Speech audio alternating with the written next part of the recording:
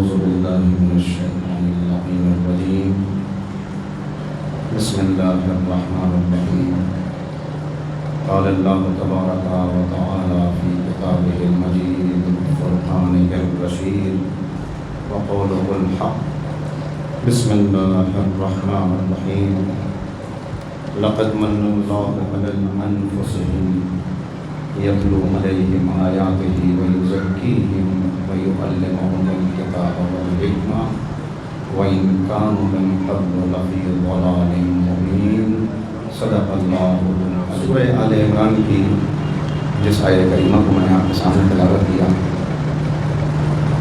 اس میں اللہ رب العزت اپنے احسان کا تذکرہ کر رہا ہے، وہ جس کے کرم بے انتہا ہیں اور جس کی نوازشیں بے حساب ہیں، جس کی نعمتوں کا کوئی شمار نہیں کر سکتا، اور اتنی نعمتیں عطا کرنے کے بعد اس نے کبھی احسان نہیں جتایا۔ سورج بنایا، احسان نہیں جتایا، چاند بنایا، احسان نہیں جتایا، بارشیں نازل کیں، فصلیں اگائیں، مگر کبھی احسان نہیں جتایا۔ وہ رب العزت کہہ رہا ہے لقد من اللہ علی المؤمنین، اللہ نے اہل ایمان پر احسان کیا کہ انہی کی جنس میں سے ایک کو رسول بنا کر ان کے درمیان بھیجا، اور پھر رسالت کی ذمہ داریاں ہیں جن کو بیان کیا گیا۔ سب سے پہلے تو یہی آپ کی خدمت میں عرض کر دوں کہ یہ احسان جس کا تذکرہ خالق کائنات کر رہا ہے، یقیناً یہ اس کا احسان ہے کہ اس نے اتنی عظیم نعمت حضور سرور کائنات حضرت محمد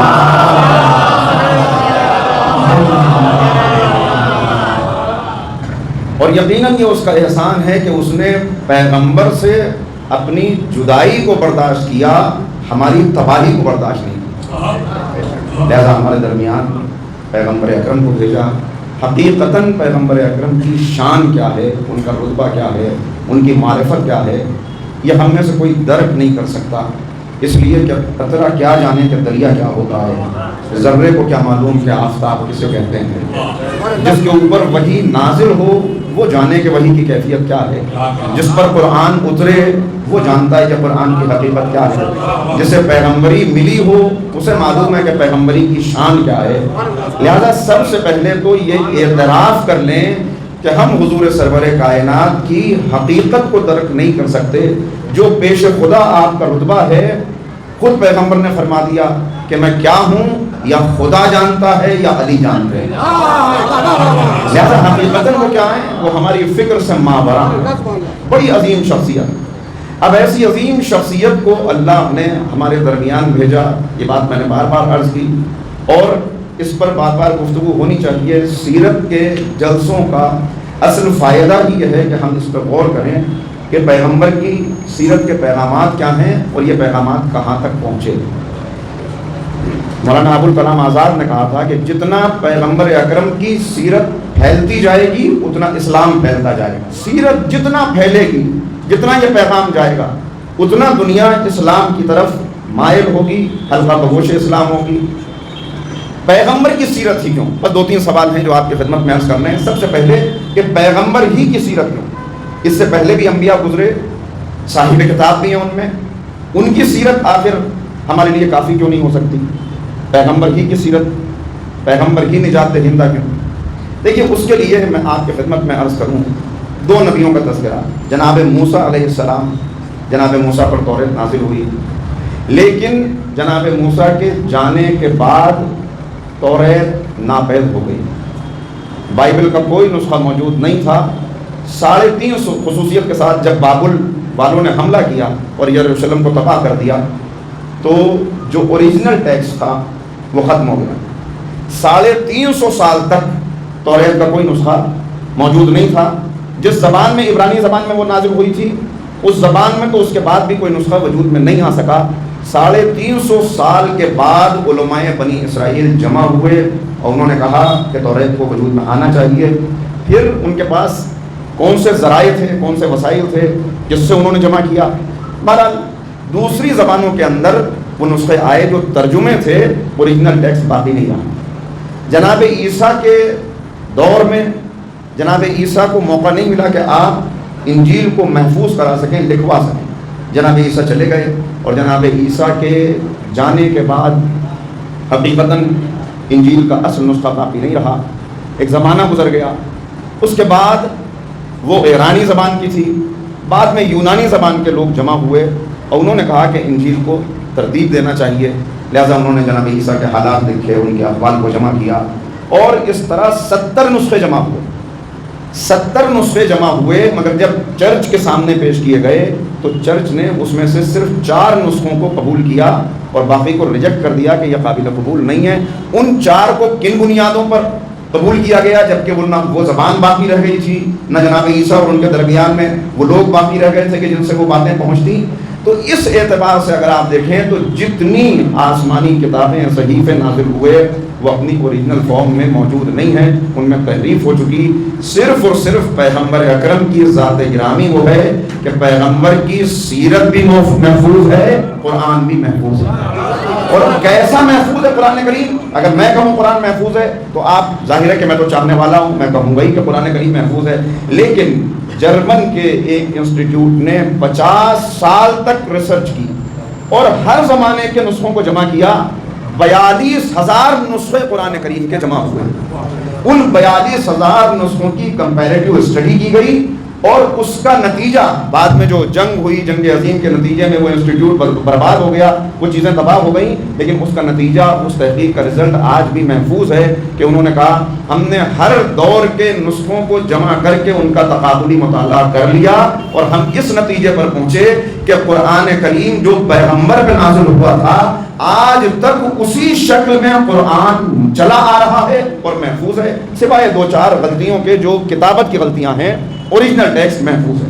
لہٰذا اللہ رب العزت، اللہ نے جو علم ہمیں عطا کیا، جو کچھ ہم حاصل کرتے ہیں، یہ 5 سینسز ہیں جن کے ذریعے سے حاصل کرتے ہیں، لیکن جو الٹیمیٹ ریئلٹی ہے، جو حقیقت ہے، اس تک پہنچنا انسان کے بس کی بات ان 5 سینسز کے ذریعے سے نہیں ہے، اس لیے کہ اس حقیقت کو مخلوق تبھی جان سکتی ہے جب خالق خود اس کو وہ علم عطا کرے۔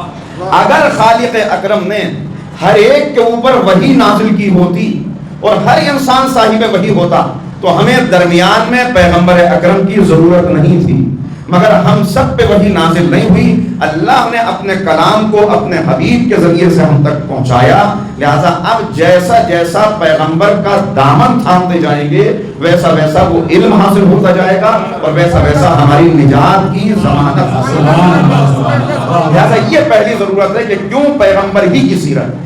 اب دوسری بات کہ یہ سیرت اگر پھیلتی تو بات کہاں تک پہنچتی، اور کتنا جو ابھی ابوالکلام کا میں نے قول آپ کی خدمت میں عرض کیا، کتنا صحیح بات انہوں نے کہی تھی کہ سیرت اگر پہنچ جائے دور تک تو جتنا سیرت پہنچتی چلی جائے گی اتنا لوگ اسلام کی طرف آتے چلے جائیں گے۔ اس کے لیے ایک حوالہ دوں گا اس لیے کہ وقت نہیں ہے، نام آپ محفوظ کر سکتے ہیں، مرمڈو بگتھول۔ یہ وہ شخص ہے کہ جس نے 1930 میں قرآن کریم کا بہترین ترجمہ کیا اور کرونولوجیکل آرڈر کے ساتھ بڑی محنت کی۔ یہ شخص اسلام کیسے لایا؟ اس کے اسلام لانے کی داستان یہ ہے کہ یہ کہتا ہے میں مصر کے ایک ہوٹل میں بیٹھا ہوا تھا اور کھڑکی سے باہر کا نظارہ دیکھ رہا تھا کہ اسی وقت میں نے دیکھا کہ ایک بوڑھا شخص ایک نوجوان کو پیٹ رہا ہے، اس کی بے عزتی کر رہا ہے اور اس کو گالیاں دے رہا ہے۔ وہ نوجوان بڑا طاقتور ہے مگر اس بوڑھے کے آگے سر جھکائے کھڑا ہے اور پلٹ کے کچھ نہیں کہتا۔ کا بات ختم ہو گئی، اتفاقاً کا یہ دن کا وقت تھا، شام کو وہ نوجوان مجھے پھر مل گیا تو میں نے اس سے کہا کہ صبح میں نے دیکھا کہ ایک بزرگ، ایک بوڑھا آدمی تھا، وہ آپ کو گالیاں دے رہا تھا، وہ آپ کا گریبان کھینچ رہا تھا، وہ آپ پہ اتنا ظلم کر رہا تھا اور آپ تو طاقت رکھتے تھے جواب دینے کی، آپ نے جواب نہیں دیا۔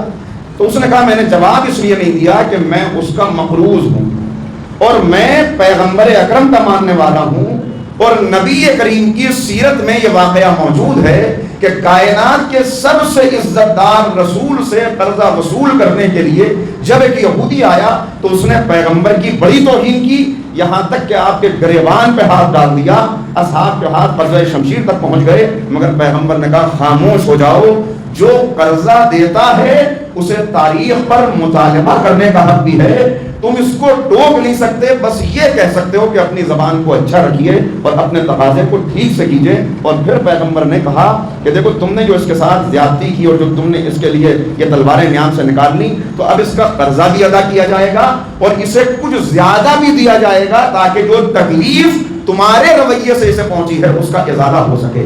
کہ یہ واقعہ میرے سامنے تھا تو کیسے ممکن تھا کہ جب وہ مجھ سے اپنے قرض کا مطالبہ کر رہا ہے تو میں پیغمبر کا ماننے والا ہو کر پیغمبر کی سیرت سے ہٹ جاؤں اور اس کے مقابلے پہ اپنی طاقت کا مظاہرہ کروں.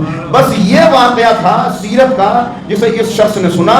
اس کے بعد تحقیق کی, تحقیق کر کے نہ صرف مسلمان ہوا بلکہ اس نے قرآن کریم کا ترجمہ کیا جو بہترین ترجمہ ہے. تو سیرت پہنچے گی تو اثر ہوگا.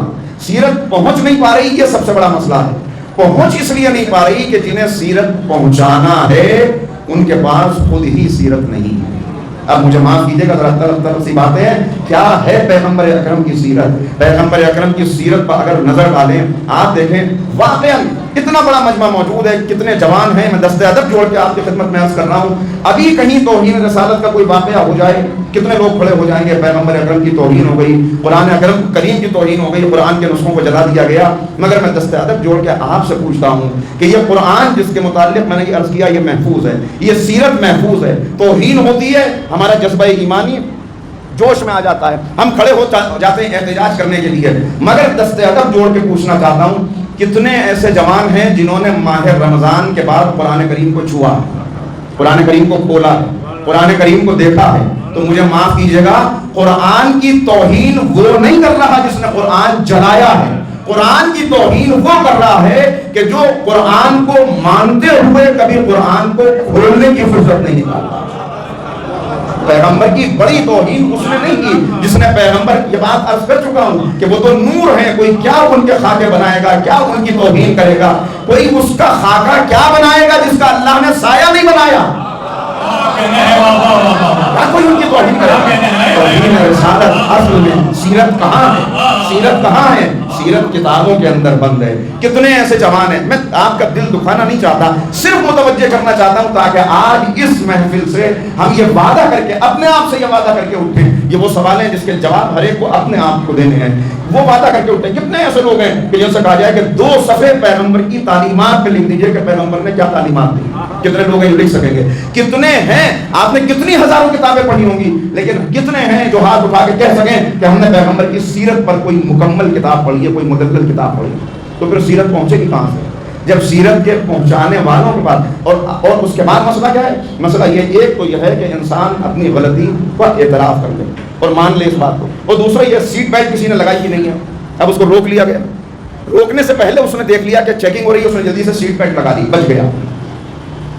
پھر ایک مرحلہ یہ ہوا کہ وہ پہنچ گیا, دیکھ لیا گیا. اب جب اسے روکا گیا, بھائی سیٹ بیلٹ آپ نے نہیں لگا رکھی, کہا صاحب میں معافی چاہتا ہوں, میں ذرا اس الجھن میں تھا, وہ گھر سے نکلا تھا, یہ پریشانی تھی, اور اب میں فوراً لگا لیتا ہوں. لگا لی تو اب ممکن ہے کہ چھوڑ دیا جائے, ممکن ہے تھوڑا سا کچھ جرمانہ کیا جائے. ایک تیسرا شخص ہے جس نے سیٹ بیلٹ بھی نہیں لگائی, اس کو روکا گیا تو اس نے کہا کہ ہاں نہیں لگاتا, جاؤ کر لو, میرا کیا کرو گے. کہا بھائی ملک کا قانون ہے. کہا نہ میں تم کو مانتا ہوں نہ قانون کو مانتا ہوں, مجھے بتائیے کیا اس کے بچنے کا کوئی راستہ ہے؟ اس کے بچنے کا کوئی راستہ ہے؟ جو اپنی غلطی کا اعتراف کر کے مان لے, جو اپنی بیماری کو تسلیم کر لے تو اس کے لیے ممکن ہے کہ اس کا علاج کیا جا سکے. مگر جو بیماری کو تسلیم کرنے کو تیار نہ ہو اس کا علاج کیا جانا یہ ہرگز ممکن نہیں ہوتا. کیا سیرت ہے پیغمبر کی, کیا تعلیمات ہیں, کیسا انقلاب ہے جو نبی کریم نے برپا کیا ہے. اب 2-3 باتیں عرض کرنا چاہتا ہوں اور اجازت لے لوں آپ سے.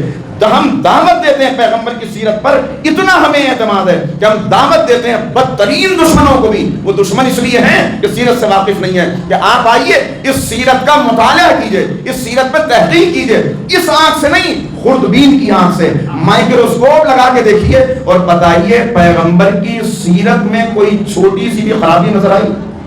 پیغمبر کے کردار میں کوئی چھوٹی سی بھی خرابی ہے؟ اب دوبارہ میں دعوت دیتا ہوں, پھر خوردبین لگائیے اور پھر مائکروسکوپ کی آنکھ سے دیکھیے اور بتائیے کوئی چھوٹی سی خوبی بھی ایسی ہے جو پیغمبر کی سیرت میں موجود نہ ہو. کوئی چھوٹی سی خرابی نہیں جو موجود ہو, کوئی چھوٹی سی خوبی نہیں جو موجود نہ ہو. اور ایسی سیرت, اللہ اکبر, کیسا انقلاب ہے. یہ عرض کر چکا ہوں پہلے, اس رخ پہ جانا نہیں چاہتا کہ کیسا انقلاب ہے جو پیغمبر نے برپا کیا ہے. ایک انسان کی ذاتی شخصیت ہوتی ہے, اپنی شخصیت کے اعتبار سے اگر آپ دیکھیں کہ کس کے ساتھ کیسا رویہ تھا, وقت نہیں بیان کرنے کا زیادہ, لیکن پیغمبر کا ایک غلام یہ بیان کرتا ہے کہ 10 سال میں پیغمبر کی خدمت میں رہا, پیغمبر کی خدمت میں آیا تھا پیغمبر کی خدمت کرنے کے لیے، لیکن ان 10 سالوں میں جتنی میں نے پیغمبر کی خدمت کی اس سے کہیں زیادہ خود نبی کریم نے میری خدمت کر دی۔ یہ ہے غلام، یہ غلام جو بتا رہا ہے کہ آقا کیسا ہوتا ہے، یہ غلام جو گواہی دے رہا ہے۔ گھر کی خواتین سے پوچھیں کب پوری زندگی گزر گئی، کبھی پیغمبر نے کسی کھانے کے اندر کسی کمی کی شکایت نہیں کی کہ نمک زیادہ ہو گیا، مرچ زیادہ ہو گئی، کبھی کوئی شکایت نہیں کی۔ ہم سائے سے پوچھئے، دیکھتے چلے جائیں، یہ ایک کردار۔ اور دوسرا وہ انقلاب جو نبی کریم نے برپا کیا، کیسا انقلاب ہے جو پیغمبر اکرم نے برپا کیا ہے۔ دیکھیے آج حقوق انسانی کی بات ہوتی ہے، لیکن یہ حقوق کیسے دلائے گئے؟ غلاموں کو حقوق دلائے گئے اس وقت جب غلاموں کو آقاؤں کے خلاف کھڑا کر دیا گیا، غریبوں کو حقوق دلائے گئے جب غریبوں نے سرمایہ داروں کے خلاف احتجاج کیا، عورتوں کے حقوق کی بات آئی تو پوری عورتوں کو مردوں کے معاشرے کے خلاف کھڑا کر دیا۔ یہ ہے آج کے حقوق کا حال کہ سیاہ رنگ والوں کو حقوق دلائے جانے ہیں تو انہیں گوروں کے خلاف کھڑا کیا گیا، کتنوں کا خون بہ گیا، کتنوں کی جانیں چلی گئیں، تب ان کے حق کو تسلیم کیا گیا۔ لیکن لاکھوں سلام سید الانبیاء پر کہ پیغمبر اکرم نے 1400 سال پہلے ایسے حقوق دلائے کہ غلاموں کو آقاؤں کے خلاف نہیں کھڑا کیا، آقاؤں کے دل میں غلامی سے نفرت پیدا کر دی کہ وہ خود غلاموں کو آزاد کرتے ہوئے نظر آئے۔ عورتوں کو مردوں کے خلاف نہیں کھڑا کیا بلکہ مردوں کو خود حقوق نسواں کا ایسا محافظ بنا دیا کہ اب جو واقعاً پیغمبر پر شعور کے ساتھ کلمہ جنہوں نے پڑھا تھا، جو ایمان لائے تھے، وہ کبھی عورت کا حق پامال کرتے ہوئے نظر نہیں آئے۔ یہ خصوصیت ہے اس انقلاب کی جو پیغمبر اکرم نے، ایک ہے ظاہر کا بدلنا، ایک ہے باطن کا بدلنا۔ ظاہر کو اگر آپ بدل دیں تو کچھ دن کے بعد پھر وہ اپنی پرانی صورت میں باقی آ جائے گا۔ ریڈ لائٹ پہ انسان کھڑا ہوا ہے، اسے خوب معلوم ہے کہ اگر میں یہ ریڈ لائٹ جم کروں گا تو جرمانہ لگے گا، لیکن جلدی ہے، ادھر ادھر دیکھتا ہے، کوئی دیکھ تو نہیں رہا، بس فوراً اس کے بعد آگے بڑھ جاتا ہے۔ یہ ہے دنیا کا قانون۔ لیکن جب باطن بدل جاتا ہے تب کیا ہوتا ہے؟ ماہ رمضان ہے، ہاتھ پہنچ سکتا ہے جام تک، سامنے پانی موجود ہے، کھانا موجود ہے، لیکن چونکہ باطن بدل چکا، اب کوئی دیکھ رہا ہو یا نہ دیکھ رہا ہو مگر ہاتھ نہ پانی کی طرف بڑھتا ہے نہ کھانے کی طرف بڑھتا ہے۔ یہ ہے انبیاء کا کام۔ لوگ ظاہر بدلتے ہیں، انبیاء باطن بدلتے ہیں۔ یہی پیغام دیتے ہیں، دیکھو جان لو تم کس لیے پیدا کیے گئے، وما خلقت الجن والانس الا لیعبدون۔ تم عبادت کے لیے، تم تجارت کے لیے پیدا نہیں کیے گئے، سیاست کے لیے پیدا نہیں کیے گئے، ملازمت کے لیے پیدا نہیں کیے گئے۔ آپ ذرا چونک گئے، چونک اس لیے رہے کہ کیا مطلب تجارت چھوڑ دیں، سیاست چھوڑ دیں، ملازمت چھوڑ دیں؟ کہ نہیں، اپنے مقصد کو سمجھ لو، تم عبادت کے لیے پیدا کیے گئے ہو، لہذا تجارت کو عبادت بنا لو، ملازمت کو عبادت بنا لو۔ جب ملازمت کو عبادت بنا کے کرو گے، جب تجارت کو عبادت سمجھ کے کرو گے، جب سیاست کو عبادت سمجھ کے کرو گے تو تمہیں بتانے کی ضرورت نہیں پڑے گی کہ پیغمبر کی سیرت کیا ہے۔ لوگ خود پوچھیں گے، جب چاہنے والا ایسا ہے تو نبی کیسا ہو؟ سجیرو صاحب معراج نبی کے ماننے والے ہیں۔ بھائی اتنا یاد رکھیں کہ تیری معراج کہ تو لوح قلم تک پہنچا، میری معراج کہ میں تیرے قدم تک پہنچا۔